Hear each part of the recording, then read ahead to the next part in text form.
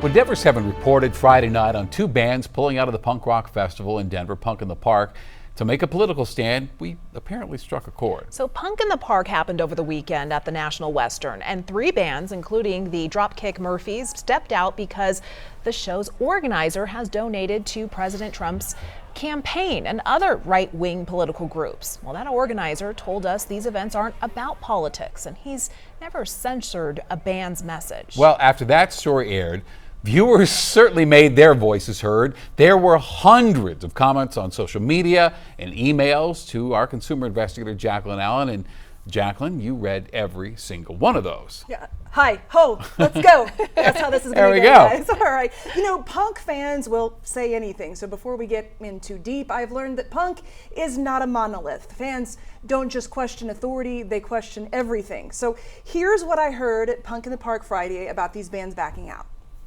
You know, we're all talking about it, so it's a big deal to us. If that's how they feel and that's what they want to do, I think they should stick by their beliefs. I'm not the most pumped to be supporting that either, but I already bought my tickets, and it's punk to be broke.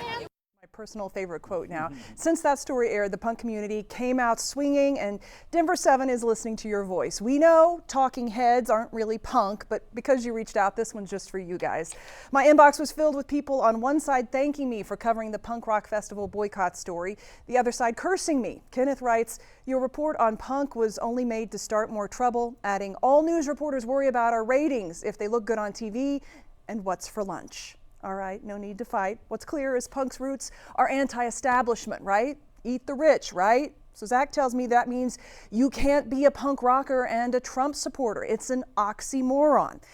But wait, Patrick argues Trump is punk rock. He is anti-establishment, he is F the system, so it makes no sense. And someone claiming to be the Suicidal Tendencies former lead guitarist John Nelson emailed, "I take issue with someone claiming to speak for the reasoning behind the punk movement. For myself, the most punk rock thing I've ever done was be a hard conservative."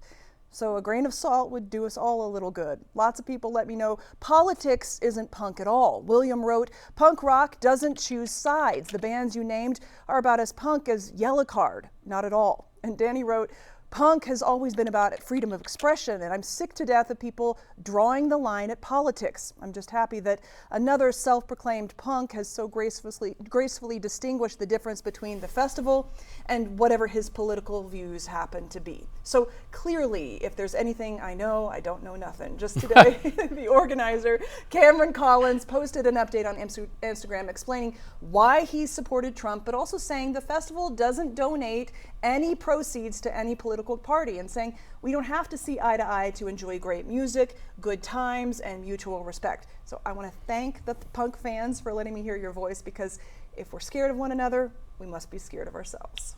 Well, I was just at the Punk Rock Museum in Vegas. It's a big umbrella. Yeah, there's a lot of folks there. Many subcultures within. Great stuff, Jacqueline. Thank you.